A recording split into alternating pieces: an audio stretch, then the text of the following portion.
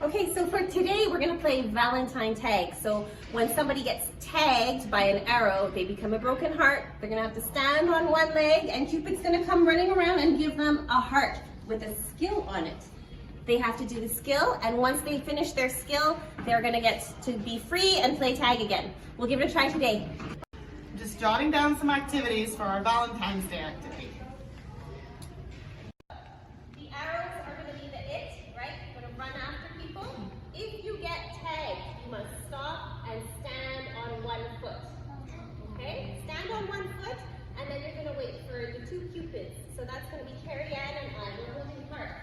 Okay? We're going to run around and find the people on one foot. If you are on one foot, we're going to hand you a heart, and it's going to have a skill on it. So for example, skill of the week is push-ups, 5 push-ups.